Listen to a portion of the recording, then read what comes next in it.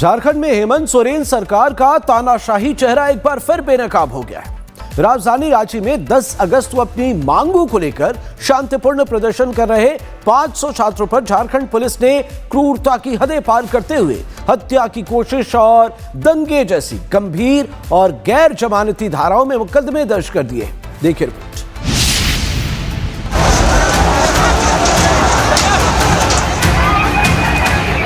झारखंड में हेमंत सोरेन की सरकार का तानाशाही रवैया और कांग्रेस का दोहरा चरित्र देखिए। रांची में जहां 10 अगस्त को शांतिपूर्ण आंदोलन कर रहे 500 छात्रों के खिलाफ मुकदमा दर्ज कर लिया गया, वहीं दिल्ली में जिस तरह से सीजेपी के गुंडे हुड़दंग और उपद्रव कर रहे थे, उसे लेकर कांग्रेस एफआईआर रद्द करने की मांग पर अड़ी थी। ये दो तस्वीरें देखिए। पहली तस्वीर दिल्ली की है, जहां पिछले दिनों नीट पेपर लीक के विरोध में सड़कों पर किस तरह कॉकरोचों ने तांडव किया, इसे पूरे देश ने देखा। पुलिस पर पत्थर फेंके गए और यहां तक कि मॉब लिंचिंग की भी कोशिश की गई। दूसरी तस्वीर 10 अगस्त की रांची की है। यहां छात्रों ने विधानसभा का घेराव किया, ना तो किसी तरह की पत्थरबाजी हुई और ना ही पुलिस कर्मियों पर हमला। बावजूद इसके 500 छात्रों के खिलाफ एफआईआर दर्ज हो गई। इतना ही नहीं, छात्रों के खिलाफ जो एफआईआर दर्ज की गई है, उसमें कई धाराएं लगाई गई हैं। और तो और छात्रों के खिलाफ हत्या की कोशिश और दंगा भड़काने जैसी धाराओं में मामला दर्ज किया गया है। छात्रों के खिलाफ हुई एफआईआर को लेकर जो जानकारी सामने आई है, उसके मुताबिक 12 धाराओं में छात्रों के खिलाफ केस दर्ज, 3 ऐसी धाराएं लगाई गई जो गैर जमानती हैं। हत्या की कोशिश और दंगे जैसी धाराएं लगाई गई हैं। सरकारी कर्मचारियों पर हमले की भी धाराएं हैं। जिस दिन विधानसभा का घेराव छात्रों के द्वारा किया गया था, तो उसके बारे में हम लोगों ने विस्तृत जानकारी जुटाई और साथ ही साथ जेपीएससी जैसे रिफॉर्म मंच से भी हम लोगों ने जानकारी ली कुछ दिन किस प्रकार का घटनाक्रम था।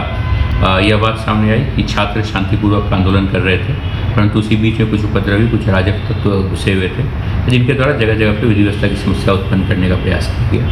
तो यह देखते हुए हम लोगों ने कुछ अज्ञात उपद्रवियों के विरुद्ध एफआईआर जो है वो दर्ज किया है।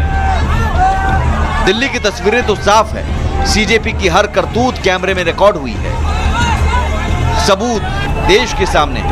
लेकिन दिल्ली में कांग्रेस का स्टैंड है कि सभी एफआईआर वापस होनी चाहिए। लेकिन झारखंड में शांतिपूर्ण आंदोलन में भी कांग्रेसियों को हत्या की कोशिश और दंगे जैसी तस्वीरें दिखती हैं। सवाल यह है कि आखिर आंदोलन पर कांग्रेस का ये डबल स्टैंडर्ड क्यों है? क्या जगह देकर कांग्रेस चश्मा बदल लेती है? दिल्ली में इतनी बेचैनी तो रांची पर आखिर चुप्पी क्यों? ऐसा रुख अपनाकर क्या नैरेटिव गढ़ रही है कांग्रेस? राजनीतिक सुविधा के हिसाब से आंदोलन चुनती है कांग्रेस?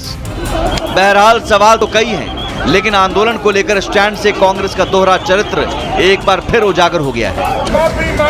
छात्रों पर हुई एफआईआर को लेकर बीजेपी हेमंत सरकार और कांग्रेस पर हमलावर है। बीजेपी का कहना है कि एक तो छात्रों के खिलाफ बर्बरता की गई और दूसरी तरफ शांतिपूर्वक प्रदर्शन कर रहे छात्रों पर ही मुकदमा दर्ज कर लिया गया।